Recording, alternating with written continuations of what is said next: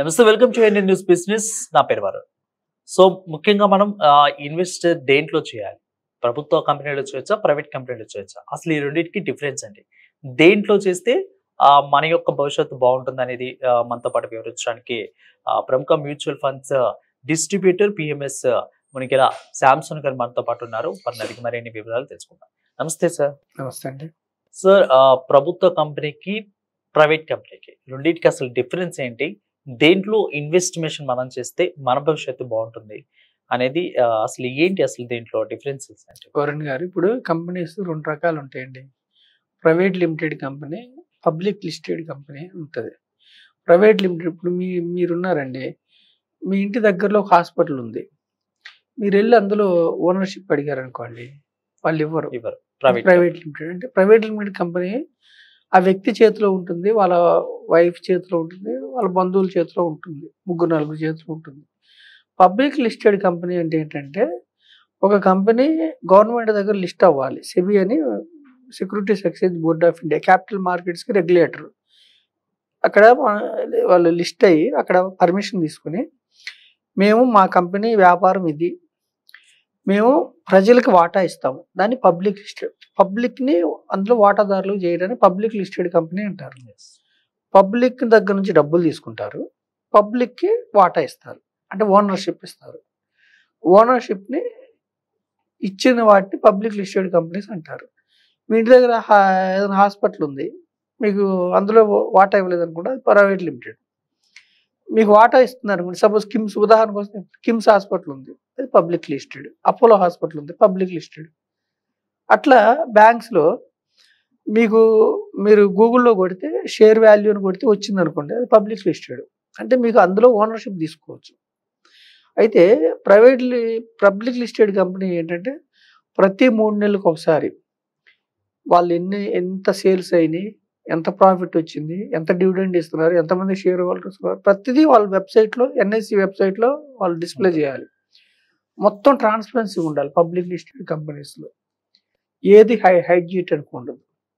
అయితే మనం ఏం చెప్తున్నామంటే, మన ఎకానమీలో మేజర్, మీరు 100 రూపీస్ జేబులో వేసుకొని రోడ్డు బయటకు వస్తే మనం ఖర్చు పెట్టేది 95 రూపీస్ పబ్లిక్ లిస్టెడ్ కంపెనీస్కి ఖర్చు పెడతాం. మనం బయటకు వచ్చి సబ్బులు కొన్నా, పేస్ట్ కొన్నా, ఇంట్లో వస్తువులు, గ్యాస్ దగ్గర నుంచి, మనం వాడే వస్తువులు, బైక్ దగ్గర నుంచి, కార్ల దగ్గర నుంచి, బ్యాంక్స్ దగ్గర నుంచి, మనం జేబులో 100 రూపీస్ని, అంటే మన శాలరీని 95% పబ్లిక్ లిస్టెడ్ కంపెనీస్లోకే మనం ఖర్చు పెడతాం. నేను ప్రజలు ఏం కోరుకుంటున్నానంటే, మనం ఖర్చు పెట్టే కంపెనీస్లో మనం ఓనర్స్ అవ్వటానికి ప్రజలు వెనకాడుతున్నారు తెలియక. ప్రజలు ఏం చేస్తారంటే, ఒక బ్యాంకులో ఎఫ్డి చేసుకుంటారు, కానీ ఆ బ్యాంకుకి ఓనర్ అవడానికి ఇష్టపడరు. నేను బ్యాంక్స్ చెప్పట్లేదు, ఎనీ బ్యాంకు. ఆ బ్యాంకులో హౌసింగ్ లోన్ తీసుకుంటారు, 10 లక్షలు తీసుకుంటే 20 లక్షలు కడతారు, 1 కోటి తీసుకుంటే 2 కోట్లు కడతారు, కానీ ఆ బ్యాంకులో ఓనర్ అవడానికి ఇష్టపడరు. ఒక కుక్కర్ వాడతారు ఇంట్లో, ఆ కుక్కర్ కంపెనీకి ఓనర్ అవడానికి ఇష్టపడరు. ఎలక్ట్రిసిటీ వాడతారు, ఫ్యాన్లు వాడతారు, రిఫ్రిజిరేటర్లు వాడతారు, ఆ కంపెనీస్కి ఓనర్స్ అవడానికి ఇష్టపడరు. జ్యువెలర్స్, ఏ జ్యువెలరీ షాప్లో అయితే మీరు కొంటారో ఆ జ్యువెలరీ కంపెనీకి ఓనర్ అవడానికి ఇష్టపడరు. ఏమన్నంటే డబ్బులు పోతాయి అంటారు. అంటే రిస్క్ తీసుకునే మనస్తత్వం తీసుకోవట్లేదు. ఎప్పుడు ఎంప్లాయీగా ఉండటానికి ఇష్టపడుతున్నారు, ఓనర్ అవటానికి. ఓనర్షిప్లో ఏంటంటే, ఓనర్షిప్లో పోతే మీరు పెట్టిన డబ్బు మొత్తం పోతుంది, 100 రూపాయలు. లిమిటెడ్కి ఇంకొక మీనింగ్ ఏంటంటే, ఇప్పుడు సపోజ్ మనం ఒక బిజినెస్ పెట్టామనుకోండి వరుణ్ గారు, సపోజ్ అప్పులు అయినాయి అనుకోండి, 10 లక్షలతో బిజినెస్ పెట్టాం, మనకు అప్పులు ఇంకెక్కువ అయినాయి అనుకోండి, మనం ఇంట్లో ఉన్న ఈ బిజినెస్ డబ్బులే కాకుండా మన స్థలాలు, మన పర్సనల్ ఆస్తులు అన్ని కూడా తీర్చాలి. ప్రైవేట్ లిమిటెడ్లో ఏంటంటే, ప్రైవేట్ లిమిటెడ్లో లిమిటెడ్ అనే వర్డ్ వస్తే వాడికి అప్లికేషన్ లిమిటెడ్గా ఉంటుంది. సపోజ్ ఆ ప్రైవేట్ లిమిటెడ్ కానీ పబ్లిక్ లిస్టెడ్ లిమిటెడ్ కంపెనీస్ కానీ అగ్ని ప్రమాదమో ఇంకొకటి అయింది అనుకోండి, కేసు వ్యక్తుల మీద రాదు, కంపెనీ మీదకి వస్తుంది.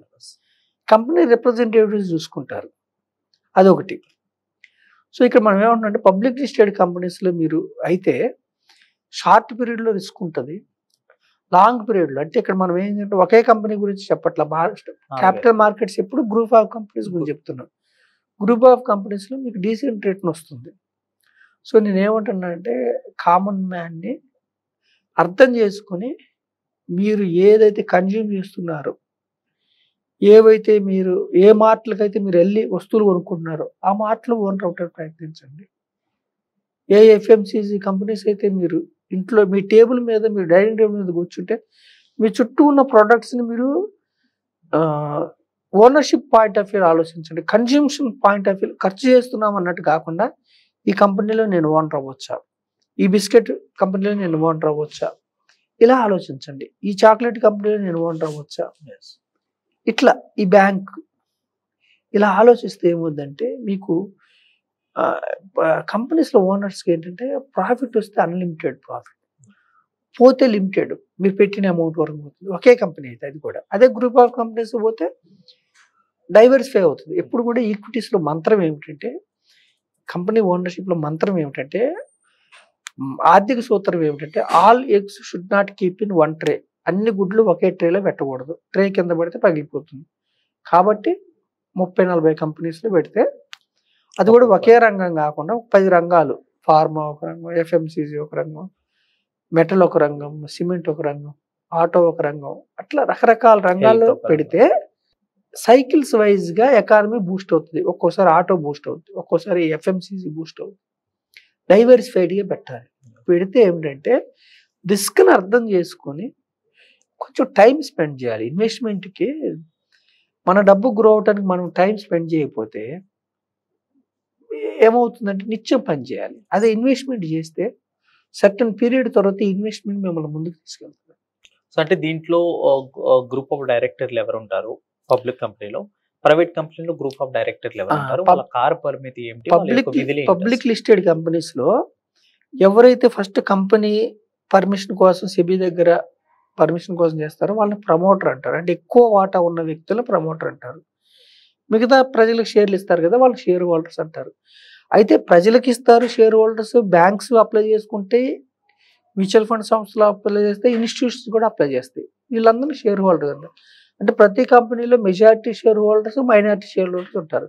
మెజారిటీ షేర్ హోల్డర్ ప్రమోటర్ అనమాట. అంటే ఇప్పుడు రిలయన్స్ ఉంది, ముఖేష్ అంబానీ ప్రమోటర్. మిగతా 30-40% పబ్లిక్ దగ్గర ఉంటాయి, మ్యూచువల్ ఫండ్స్ దగ్గర ఉంటాయి, బ్యాంక్స్ దగ్గర ఉంటాయి. అయితే ఈ షేర్ హోల్డర్స్కి డైరెక్టర్స్ని ఎవరు ఎన్నుకోవాలనే హక్కు ఈ షేర్ హోల్డర్స్కి ఉంటుంది. ఓటింగ్ రైట్ ఉంటుంది. మన డెమోక్రసీలో ప్రతి మనిషికి ఒక ఓటు ఎలా ఉందో అలా ప్రతి షేర్ హోల్డర్కి ఒక ఓటు ఉంటుంది. 100 షేర్లు ఉంటే మీకు 100 ఓట్లు వేయచ్చు అనమాట. ఈ షేర్ హోల్డర్స్కి ఏమేమి రైట్స్ ఉంటాయంటే, బోర్డ్ ఆఫ్ డైరెక్టర్స్ని ఎన్నుకునే అధికారం ఉంటుంది. తర్వాత డివిడెండ్ వచ్చింది అనుకోండి, అందరికీ సమానం. ఒక షేర్కి 20 రూపాయలు. ఇప్పుడు నిన్న ఇన్ఫోసిస్ డివిడెండ్ డిక్లేర్ చేసింది, ఒక షేర్కి 23 రూపాయలు. మీ దగ్గర ఒక షేర్ ఉంటే 23 రూపాయలు, 1,00,00,000 షేర్లు ఉంటే 1,00,00,000 అంటే 23, అందరికీ సమానం డివిడెండ్. సపోజ్ కంపెనీకి లాభాలు బాగా వస్తున్నప్పుడు షేర్లు స్ప్లిట్ చేస్తూ ఉంటారు లిక్విడిటీ కోసం. ఇప్పుడు కొన్ని షేర్లు ఎంఆర్ఎఫ్ఎస్ లేదు, 1 lakh అబౌవ్ ఉంది. ఇప్పుడు స్ప్లిట్ చేశారు అనుకోండి, అంటే ఒక షేర్కి 100 షేర్లు ఇవ్వాలన్నప్పుడు ఆ షేర్ వాల్యూ 100 రెట్లు పడేసి నంబర్ ఆఫ్ షేర్స్ పెంచుతున్నారు. బోనస్ షేర్లు ఇస్తుంటారు, రైట్స్ షేర్స్ అంటారు. అంటే షేర్లు ఉన్న వాళ్ళకే రైట్స్ ఇస్తారు, అట్లా రకరకాల ప్రోత్సాహకాలు ఉంటాయి షేర్ హోల్డర్స్కి. షేర్ హోల్డర్స్కి మళ్ళీ ఆ కంపెనీ దివాళా తీస్తే మనమేం సొంతంగా మనకి ఇంటి దగ్గర డబ్బులు ఏం కట్టి మనం పెట్టిన డబ్బు పోతుంది అంతే. ఒకవేళ కంపెనీ ఏమైనా ప్రమాదం చేసింది అనుకోండి, మీ మీద ఏం కేసు రాదు, షేర్ హోల్డర్స్ మీద, డైరెక్టర్స్ మీద డైరెక్టర్స్ మీద కూడా. దానికి లీగల్ డిపార్ట్మెంట్ ఉంటుంది ప్రతి కంపెనీకి, వాళ్ళు ఎన్నుకుంటారు, లీగల్ డిపార్ట్మెంట్ ఉంటుంది. అట్లా మీకు ఏంటంటే షేర్ హోల్డర్స్కి ప్రోత్సాహకాలు ఉంటాయి. అయితే ఇక్కడ అర్థం చేసుకోవాల్సింది ఏంటంటే గ్యారంటీ ఉండదు, అదొక్కటి అర్థం చేసుకోవాలి. గ్యారంటీ రిటర్న్ అనే మాట క్యాపిటల్ మార్కెట్స్లో, షేర్ మార్కెట్స్లో ఉండదు. కానీ పబ్లిక్ లిస్టెడ్ కంపెనీస్లో మీరు ఓనర్స్ అవటానికి ప్రయత్నిస్తే కొన్ని కంపెనీస్ మల్టీ బ్యాగర్స్ అయితే రిచ్ అవటానికి అవకాశం ఉంది.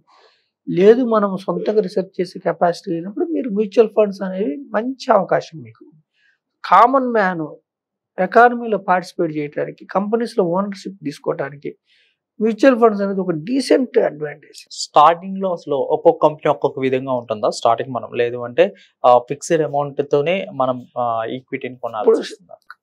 కంపెనీలు ₹1 ఉన్నవి ఉన్నవి, ₹5 షేర్లు ఉన్నాయి, ₹10 ఉన్నాయి, ₹100 కూడా ఉన్నాయి. ఇట్లా తీసుకోవచ్చు. అయితే ఇక్కడ నేను డైరెక్ట్ కొత్త వారికి సలహా ఇచ్చేదంటే డైరెక్ట్‌గా ఒక కంపెనీ స్టాక్ ₹100, ₹200 కాకుండా మ్యూచువల్ ఫండ్స్ ద్వారా ₹100తో మ్యూచువల్ ఫండ్ స్టార్ట్ చేసుకోవచ్చు. నెలకు 100. ఇలా పెట్టినప్పుడు మీరు ఇండైరెక్ట్ వేలో మీరు ఒక 30 కంపెనీలు, 50 కంపెనీలు ఓనర్ అవుతారు. మ్యూచువల్ ఫండ్ ద్వారా పెడితే కూడా మీరు ఈక్విటీస్‌లో ఓనర్సే. మ్యూచువల్ ఫండ్ వాళ్ళు మీ లాభాలు ఏం తీసుకోరు. ఒక ఎక్స్‌పెన్స్ రేషియో తప్ప 100కి ₹2, ₹2.5 తప్ప యాక్టివ్ మ్యూచువల్ ఫండ్స్. ఒక్క పైసా కూడా సెబీ రూల్స్ ప్రకారం ఎక్స్ట్రా తీసుకోకూడదు. ఏది చూపించారో ఎక్స్‌పెన్స్ అదే తీసుకోవాలి. అంటే మీరు ఈక్విటీ మ్యూచువల్ ఫండ్స్ ద్వారా వస్తే మీరు ఓనర్‌షిప్ లేదు అనుకోవటం లేదు. మీరు part owners of the companies.